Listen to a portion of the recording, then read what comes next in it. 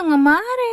Pinatulog nga ako ng maaga ng Papa Choy daw magbabantay kay Dylan. Kaya nga nung alas 4 nagising si Dylan hindi na nga ako natulog at kinuha ko na nga siya kay Papa Choy. Pinatulog ko na nga ang Papa Choy dahil nga may pasada pa siya. Sabi nga niya sa akin na hindi naman daw siya napuyat dahil hindi naman namuyat si Dylan ngayon at very good lang daw yung baby. Ayan nga nung nagising siya ng 4 AM mga mare naggumagawa na naman ng kalamay. Hintay ko nga lang siyang matapos dyan bago nga malinisan. Pagkatapos ko nga siya nilinisan dyan nagmuryot na, gutom na yata at saka inaanto. Ito pa namang baby to, napakatampuhin pag hindi mo agad nabigay yung daddy niya talagang mag-aaway kayo, ayaw niyang didiin pero nagugutom naman.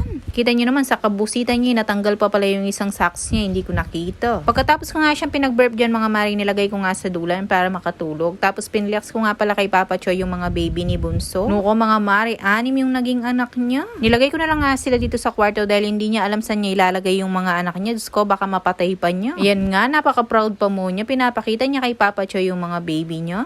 Pagkaduyan ko nga dito sa batay, natulog na din naman agad. Talagang inaantok na pala siya. Dahil nga nakumpleto naman yung tulog ko at hindi na ako inantok, inilagay ko na lang siya dito sa duyan tapos binantayan ko na lang ng pagduyan. Tapos nga nung medyo na umaga na, nagkapi na nga ako. Lagay ko na nga lang siya dito sa side para nga mabantayan ng Papa Choy. Nuko, hindi pa man ako nakakalayo. Ayan, higaan pa yata siya ni Bunso.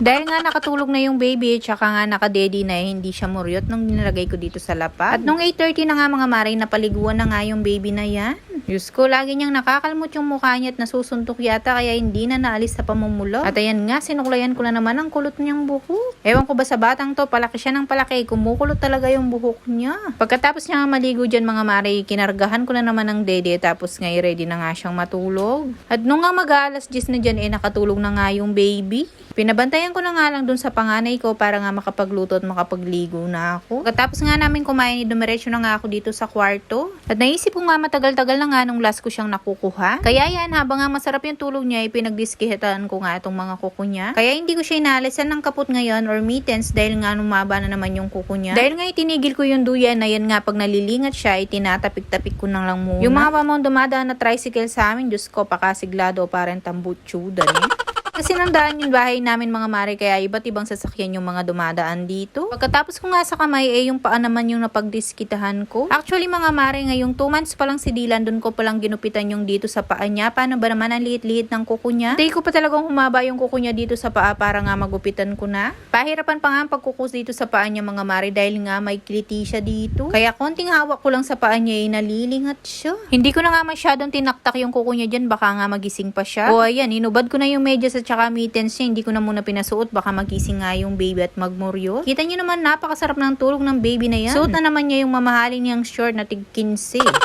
O siya mga mare,